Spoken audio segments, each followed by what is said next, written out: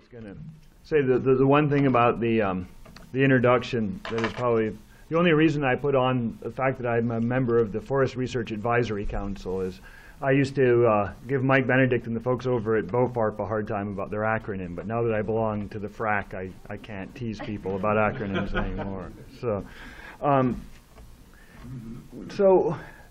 it's kind of interesting, you know, literally, I guess, in this presentation, I'm in the middle, and what we do, both through at SKC and what we do through the Pathways program that we'll be talking about here in a minute, is kind of also, I feel, in a lot of ways, right in the middle. We've heard about youth and getting youth interested in natural resource careers, and we're also going to hear about the other side of that, which, you know, later on is the professional development, especially leadership being one of the big ones that we found at IFMAT, was something that people really wanted more training in. But we're in that middle space where we're trying to get folks into and supported into professional forestry careers for tribes in the BIA. And we spent a lot of time thinking about how do we, you know, how do we play that middle role? How do we get more folks in from the high schools? How do we get them through college, and how do we get them and, you know, make sure that they're off to a good start in their professional career? This slide reminds me a little bit of pulling off a Band-Aid. I'm going to try to make it quick and fairly painless. This also, if you've been to a classic talk on climate change, there's usually about 40 minutes of really depressing science, right? It's all this stuff that everything's going to go wrong, and you get more and more depressed, and then they try to empower you at the end, and they tell you, well, you can be involved. You can change your light bulb. You know, and then you end up feeling even more depressed. It's like, really? That's the best you can do? So hopefully, I'm not going to do that. I'm going to get you depressed, but then we're going to talk about how we all can help solve this problem. So when we looked at IFMET, when we looked at, excuse me, workforce development, you know, this is, as I tell a lot of foresters when I give this presentation, this is where I tell you that we're old and we're retiring a lot. So what we found, and Don showed this, was, you know, less than 2% of the workforce in BIN tribes is under 30. Now, if you get out of college when you're 24, that's not, you know, totally shocking, 22, 24. But at the same time, remember, the Forest Service is about 10%. So, you know, there is still, we do have an age skew that we have to worry about. So, and again, what Don showed earlier, we got staffing down 29%. What I heard from Dave Koch recently, which was particularly disturbing, was since IFMAT was published, which was only about a year ago, but the data came from 2012 and 13, in those 2 years, really, we've gone from 1,200 positions to under 1,000. And those 1,200 positions were considered to be kind of chronically understaffed. There was a call for another 800, so that's actually 1,000 now. So the funding and position analysis that was part of the Bureau's data call and part of the IFMAT analysis said that there needed to be another 800 jobs. Since then, we've lost 200, so we're really at about half of the kind of staffing that people think is appropriate. So the good news really is that we found in IFMAT is a number of native foresters, and back when they did the first IFMAT, 91, 92, was about 22% of the foresters in the BIN tribes were native, were enrolled members of tribes. That's actually more than doubled in the last 20 years. And one of the key players in that is this co-op program, the Pathways program that I'll talk about in a minute. One other thing, so you've already seen that graph, so at least it gives you something to look at other than me, which is always a good thing. But one of the things that I wanted to talk to you about before I got to the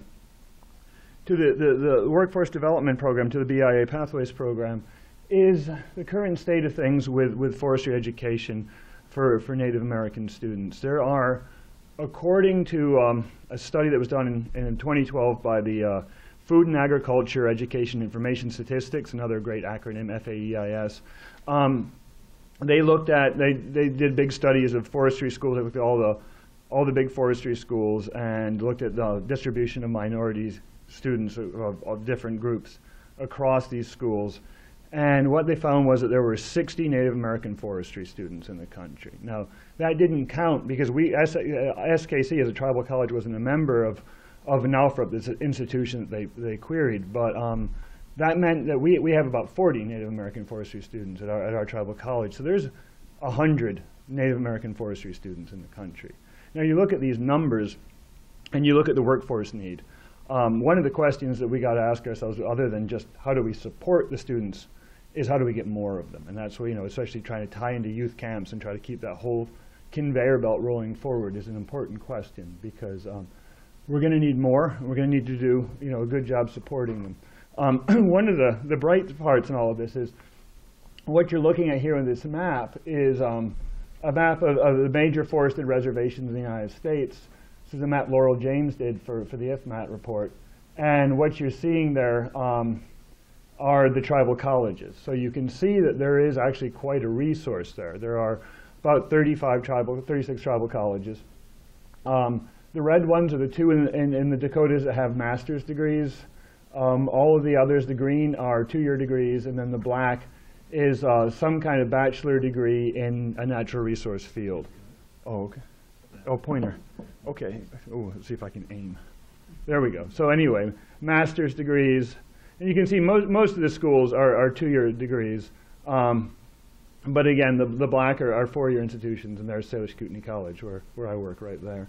But you can start to see that there's a real network there, and there's a real potential to help, to working with the tribal colleges and the mainstream schools as well. There's been a real movement forward there as well, and I was really happy to see Jim Allen from NAU here at ITC, and University of Idaho folks are here also, and University of Washington, of course, has been participating with ITC for a few years, and it's really nice to see some sort of movement forward in supporting Native students. And I think there's some phenomenal partnerships that can roll out through all of this. So, but I do think that especially if the big schools can partner, and if the agencies and other folks, if you're if you're a tribal forester, and the degree to which you can work with your tribal college, I know everybody's understaffed and working hard, but the more they can help with some of their basic research needs, the more you can get some of those kids interested and out in the woods with you. I think there's a lot of real potential there. So let's talk about the Pathways program. It was formerly called the NCCE Cooperative Program, or the National Center for Cooperative Education. Before that, it was a regional internship program. It's been around in various guises since the mid-'80s. How many people have been involved in that program as a student, current, or recipient? Okay. And this is, when it first started, it was like basically 1 or 2 students per region. A regional forester was kind of their mentor or their supervisor. It was a very successful but rather expensive model, and at some point they shifted. Forest Service became involved out of Haskell Indian Nations University in I think 94, 98, somewhere in there.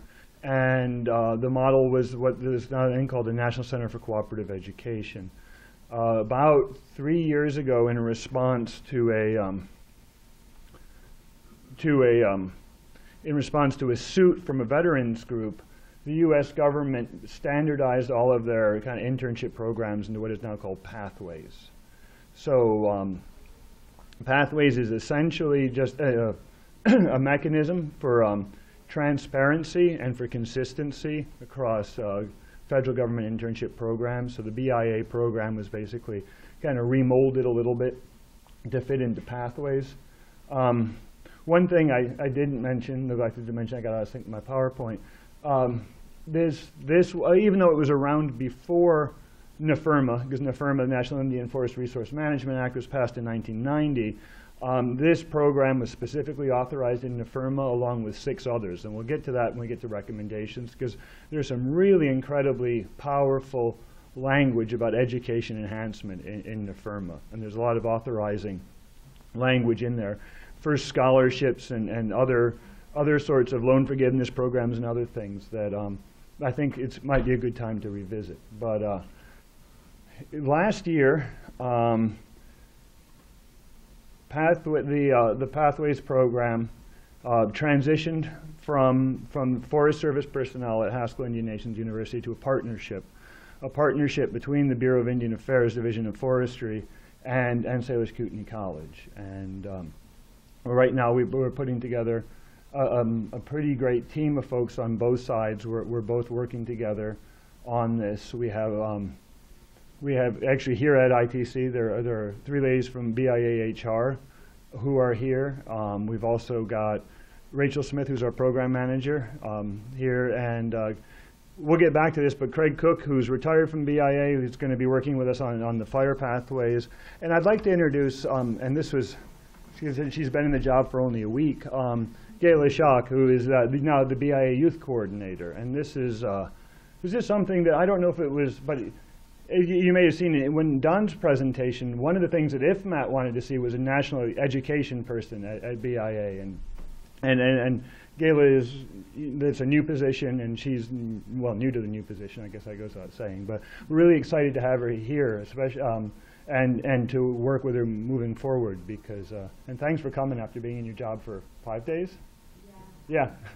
So, I realize I have a lot to catch up on being at this place, all the programs that we have out there. Yeah, and that. This is great, and it was great timing too for this workshop. So yeah. So let me go a little bit into the program. Like some of you have been through this program. I wanted to just go over a few points. Basically, how the program works. We have 16 students in the program right now. Because it's a Pathways program, you have to apply through usajobs.gov. That was part of what OPM decided as a way of making this transparent, was that the major vehicle for that was the USA Jobs website. It's advertised. You have to submit all of your forms through that portal, and then HR gets it on the other end. So we have 16 students currently involved. You have to be an enrolled member of a federally recognized tribe. We're going to be gearing that up to 25 here, hopefully in the next year. Once those students get accepted into the program, they receive, it's currently $5,000 a year tuition assistance. That number hasn't changed in a while. I think hopefully it'll be going up a little bit here soon. But it's $5,000 a year tuition assistance, an internship in the summer that is funded by the BIA with a tribe or with a BIA agency or office. And then when the student graduates with a forestry degree and has 640 hours of internship, they are eligible for a non-competitive conversion to a BIA 579 position. Or they can go work for a tribe, in which case there's no non-competitive conversion, but they can do either. In the process of this, the student has a service obligation. It's roughly there's a kind of funky formula, which I actually think I remember, but if you probably don't need to know the sausage behind the details behind it, but it's basically a year and a half for every year of funding. So if a student's in the program 2 to 3 years, they'll come out with 4 to 5 years of service obligation to work for a tribe or the BIA. One of the things that, just making sure I'm not missing anything in my, one of the things that's really, that we're excited about and that has worked out really well this year especially is how the internships roll out. We're trying to be a lot more strategic in it. They went out to the regions, basically funneled requests from different tribes and agencies within the region. And then we were able to get this list of folks who wanted to host an intern. Also, Rachel spent a lot of time working with the students to kind of figure out what their career objectives are and what especially things they wanted to learn about, and we tried to fit the agency and the student together. And hopefully over 2 or 3 years of internships, the student has a chance to really kind of hone in and try different things, whether it's it's actually 7 students are going to Yakima this year, where they'll get to kind of work on complex, big timber sale sorts of environments. But the year after that, they could be working in the lake states on hardwood silviculture, or something that's maybe a little bit more fire directed and fuels. So we can really work with the student to make sure they're meeting their career objectives. We're also making sure that the tribes and the agencies have a chance, because there's a lot of people out there who want to mentor students, and they're also hoping to get a worker and maybe eventually an employee out of it. So there's a lot of reasons that this is going to work well for both sides. One thing I just want to make clear, Salish Kootenai College does administer this program.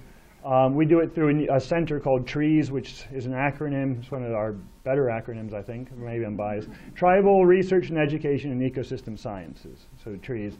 And that was to differentiate it from the academic department at SKC that teaches students at SKC, because this is a national program. Students don't have to come to SKC to be part of this program. Students are in various places for very good reasons as far as they're concerned in terms of their region and their closeness, proximity to family, and all the other issues that go into it.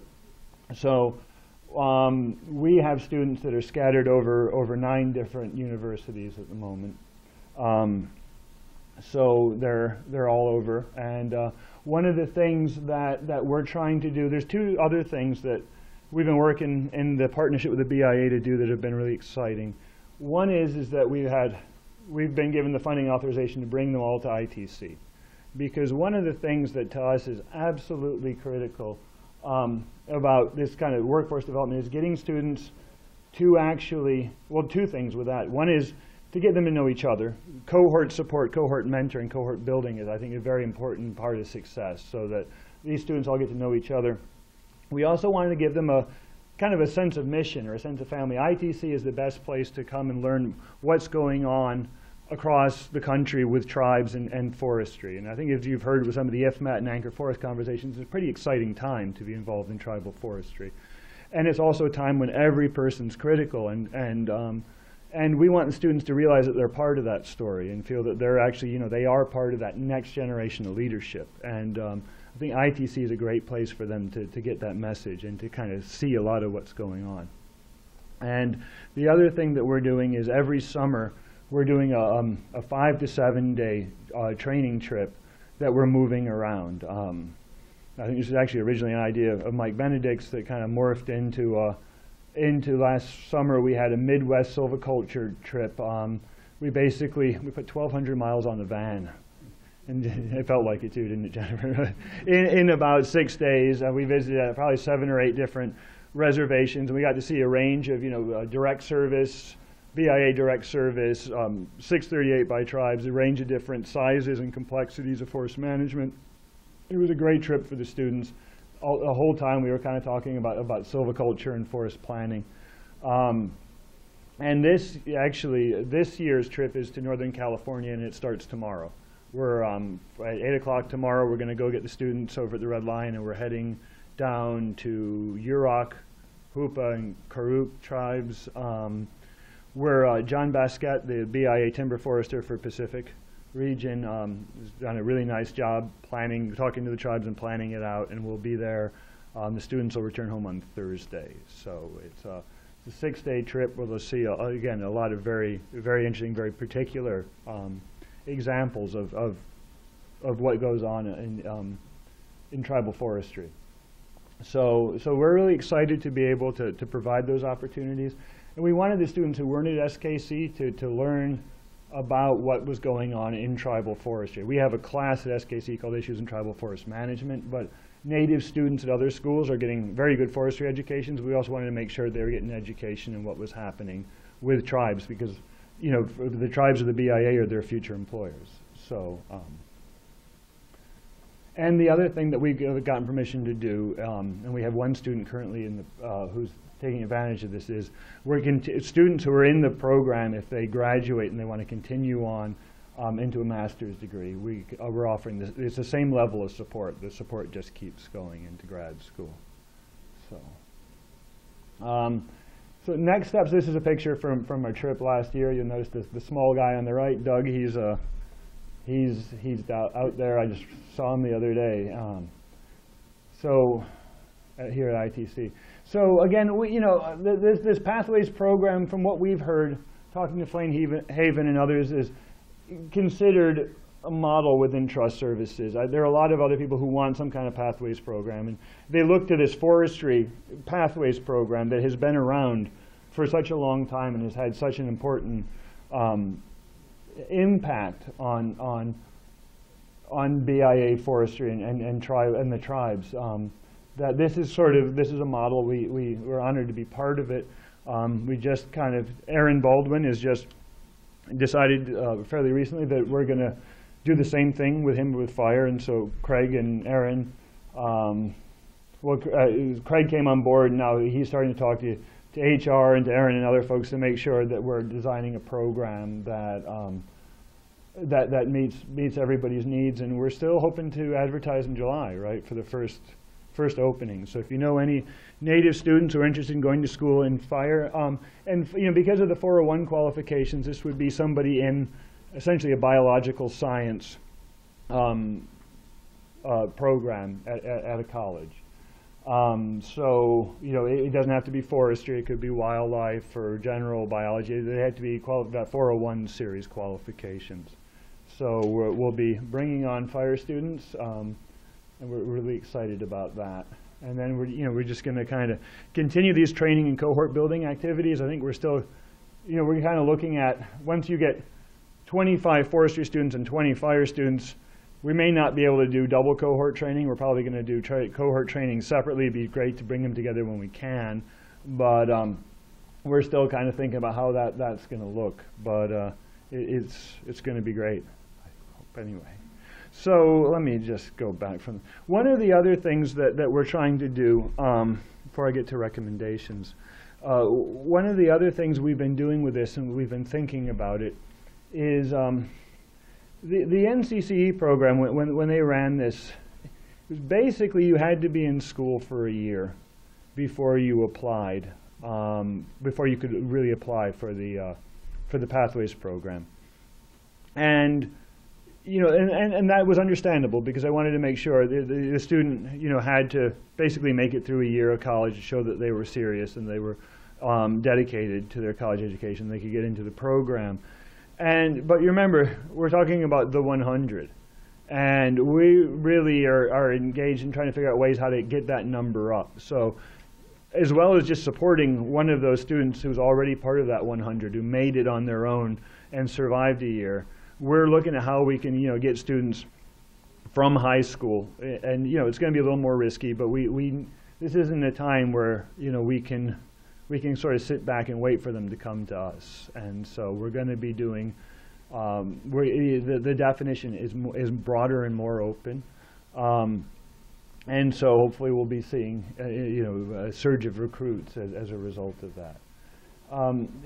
Anybody who wants more information about that can talk to myself or especially Rachel. We have some pamphlets out on the SKC table, which is out here in the vendors area. Or you can email trees@skc.edu, which should be kind of easy to remember. And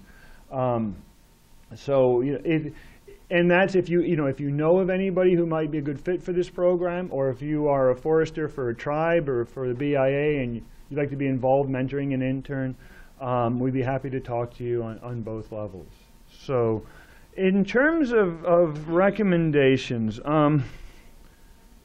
these are just pulled straight from the IFMAT report when we wrote it. But this NFIRMA, this was actually taken right from the IFMAT. So I guess I was just being too lazy to write them all out. So I kind of copied and pasted. But you can see that NFIRMA authorized BIA to create and administer internship, co-op ed program, scholarship program, forestry education outreach, postgraduate recruitment, postgraduate intergovernmental internships, and continuing ed and training.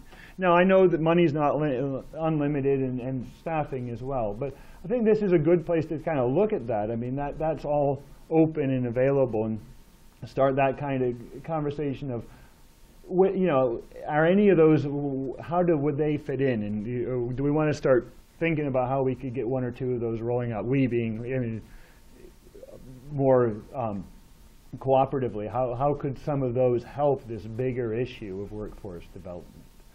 And then, of course, there's always a recommendation of more money. And with IFMAT, we spent a fair amount of time detailing that out for education coordinator, youth internship programs, professional training and development. Just a measly $12.7 million.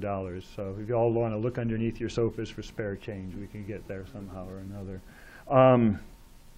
And then the other thing is one other thing that a recommendation I've been thinking about is, and I know it's just the nature of the way the BIA gets money. It's certainly not meant to be a fault on the Bureau, but this youth initiative money, and we heard both of the youth camp presenters this morning were able to utilize that money, which is great. And last year we actually got funding to do a high school program where we gave money to the tribes to hire high school students who were tribal members.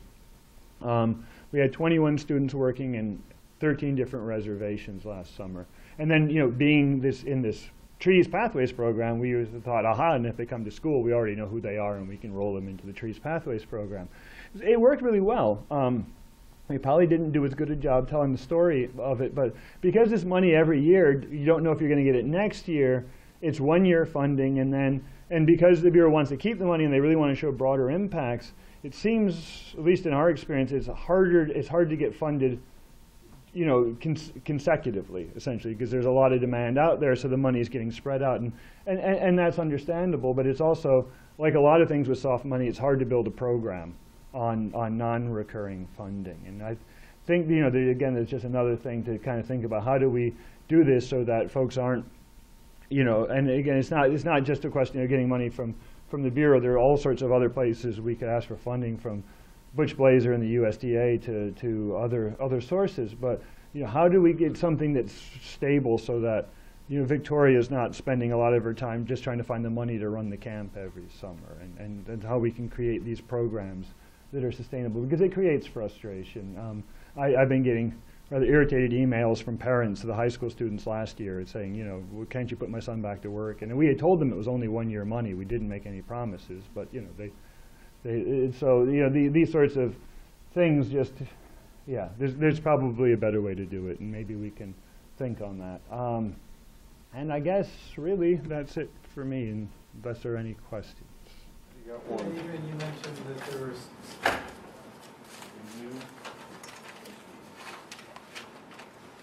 Name and organization. Hi, I'm Jim Allen from Northern Arizona University, and you mentioned there are 16 students in this program right now. Was that because you had 16 applicants? So how many applicants do you actually have for the program? Basically, we inherited a program that was graduating a fair number, so we were down to about 4, and it's basically 16 applicants. There have been a few students that we have basically encouraged to reapply at a later date, but so we've had a few more than that. Honestly, the USA Jobs is a bit of an obstacle for our students. I mean, it is the gateway into it. It's through a kind of OPM guidance. What that is, it's out there on the web. It's this kind of impersonal thing, and there's a certain couple of, they have to get the BIAs at 4432, the proof of enrollment, and a couple other forms submitted in, and so we're not sure. I mean, we're upping the recruitment and getting students there, and then between the BIA folks who are more than happy to help a student get in, to figure out the pathways application on USA Jobs. I think Rachel spends some time doing that with people too. We're hoping that we can gear up the success rate of that. Rachel, did you want to add anything to that, or? No, I think that we need to figure out a way to better support students through that process, that portal. We lost, as you know, there's several applicants that forgot to attach something that were perfect candidates for the program, but they didn't make it to the initial eligibility because something quirky happened when they tried to submit. We had one student who misunderstood the question, or one applicant who misunderstood a question and answered negatively and got disqualified.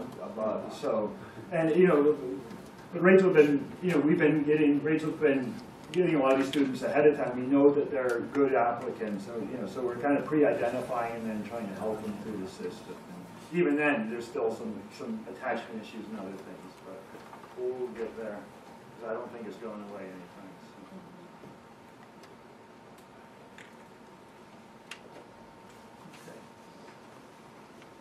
Thank you very much.